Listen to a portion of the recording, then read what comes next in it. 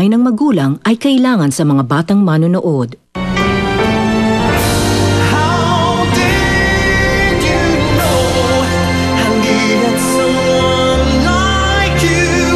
Para daw mawala yung pagmamahal mo sa ibang tao, kailangan mo lang ibalin yung tingin mo sa iba. Nahiya na ako sa'yo, Nelson. Tanggap ko naman na kaibigan lang ang tingin mo sa akin. Kaninong babae ka, ha? Enrico! Sa wakas! Hindi siya bading! Alam ko maling tumakas, pero wala naman talaga akong kasalanan. Hindi ako ang pumatay kay Junie, kundi si Benji. Ibig ba sabihin, pati ako dapat may pananagutan din? Pinagdurusahan niya ang mga kasalanan na gawa niya nung siya ay nabubuhay pa. Kasama na ang pagpatay niya kay Junie. Sana gawin mo kung anong nararapatan. At sana maging tama ang desisyon mo. Nakapag-desisyon na ako, Emmy. Susuko na ako sa mga polis.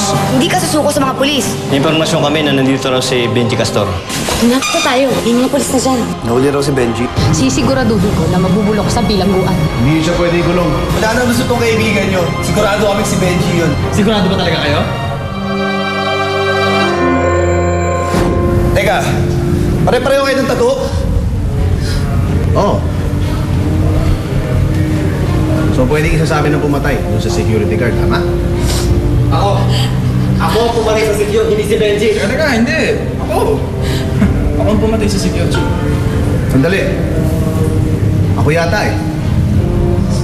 Teka, ako nga pumatay, di ba? Tama na! Tama na! Ano nangyayari? Anong ginagawa ninyo? Bakit nakataka lang kayo dyan?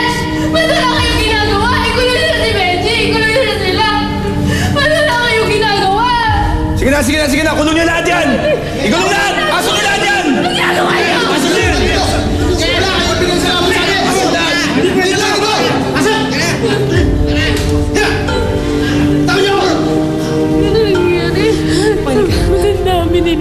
Ang dami nila. Importante makukulong sila. Tama na. Lona Ingay, ang dali lang pala ng pinapagawa niyo sa akin eh. Tingnan niyo, ang dami agad natin kita. Galing ka! Sabi ko sa'yo, madali lang eh. Bilis mo natutunan, ha? Siyempre naman po. Tinuruan na si Ate Grace kumobra sa wedding? Oo. Kailangan niya ng pera eh. Di matuto sa magtrabaho. Diba? Okay. Ulay! Bakit pa silagay mo na yan? Ulay! Bakit? Si Rico, tsaka si Benji. Bakit? Ano nangyari sa mga apo ko? Hinuli po sila ng mga pulis. Nandun po sila lahat sa presinto. Alam mo, hindi pa rin ako makapaniwala na lahat sila may ganong klase na tattoo. Baka naman marka yun ng grupo nila. Di ba ganun yung mga ganggang ngayon? Malamang ganun na nga. Yung problema dyan, naging komplikado yung sitwasyon ng mga pulis. Tsaka, ang tanong, sino sa kanilang apat yung bumaril kay Junie? Gusto ako dapat lahat sila makulong. Total pare-pareho naman silang mga magnanakaw eh. Ay, naku, mo. Paano na yan? Ano nang gagawin natin? Pati tuloy tayo, nakulong na dito. Relax lang kayo. Hindi na tayo pwede kulong na matagal dito. Isa lang ang hinahanap nila. Hindi alam kung sino sa atin yun. Pero paano malalaman ng mga pulis kung sino talaga sa kanila yung pumatay? Eh, di ba isang lalaki lang na may tattoo yung nakita dun sa camera ng bangko? Iwan mo na yun sa pulis. Alam naman nila yung ginagawa nila eh. Isa ako sigurado ako. Si Benji ang pumatay kay Junie. Bakit niyo pa kasi ginawa to? Tapos sinali niyo pa yung sarili niyo sa gulong to. Nadadamay tuloy kayo. Para sa'yo, kuya. Para iligtas ka. Oo nga. Alangan, babayaan ka namin dito. Ano ka ba naman, Benji? Ganun naman talaga dapat, di ba? Mula ng mga bata pa tayo, one for all for one.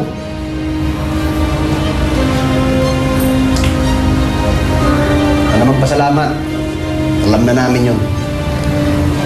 Tsaka huwag kayo mag-alala, hindi naman tatagal dito. Naayos ko na lahat.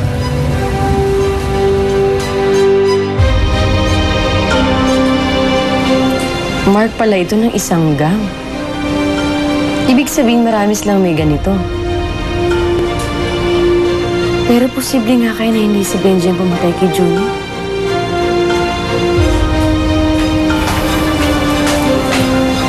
Ate Shalina, gabi na. Ano pang ginagawa mo? Bakit nandito ka? Papatingin? Inaasikaso ko lang yung mga kailangan ko dito sa shop. Pero matutulog na rin ako. Halika. Tulog tayo, ha? Tabi tayo.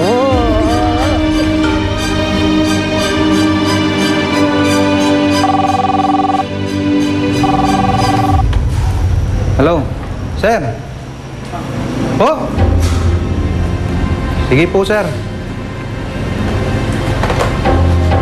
Pakawalan daw lahat. Ano? Hindi natin pwede gawin yun! Utos galing sa taas. Sino nagutos? Yun ang order.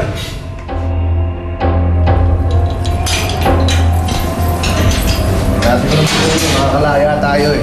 Ayos, hindi lang tayo kaya. Malis na kayo. Hindi babalik ko kayo sa kulungan. Subukan mo. Tali. Tara na. Hindi niyo ako dapat pakawalan dito. Isa akong kriminal. Sara niyo na yan. Ano ko ba kuya? Nasisiraan ka na ba talaga? Pinapakawalan na nga tayo eh. Tara na! Tingnan mo na, mamaya may bago may isip yan eh. Tara na. Tapos na nga yan.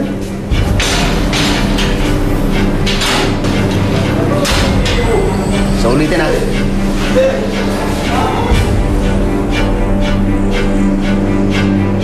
Lupit talaga ng padrino mo. Sabi ko naman sa inyo, hindi lang tayo kaya. Tsaka kahit anong mangyari, wala silang matibay na ebidensya laban sa atin. Basta malaga kuya. Malaya ka na. Teka, sandali. Mali ito eh. Ako pumatay kay Junic, dapat hindi ako pinakawalan ng mga pulis na to. Teka, kuya. Ayan ka na naman eh. Ano ba? Kuya, paano ka nakakasiguro ikaw nga yung nakapatay? Eh di ba may anisya ka?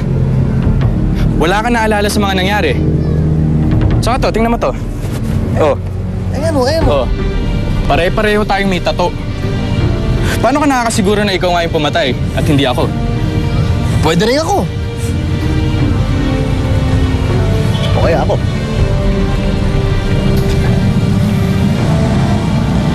Sino ba talaga ang pumatay sa atin? Hindi mo na kailangan malaman, Benji.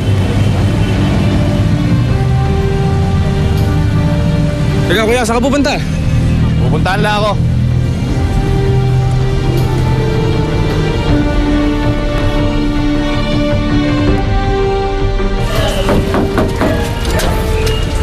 Nelson, Sharina.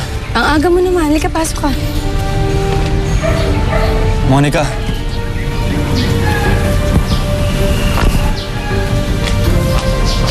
Nelson, may balita ko sa inyo.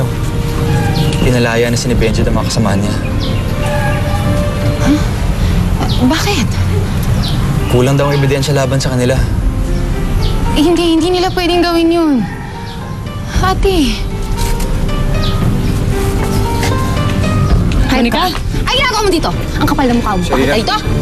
Gusto ko lang makausap si Sharina. Usap? Huwag kayo mag-uusap. Ba't kayo mag-uusap? Porkit nakalaya ka na, wala ka ng kasalanan?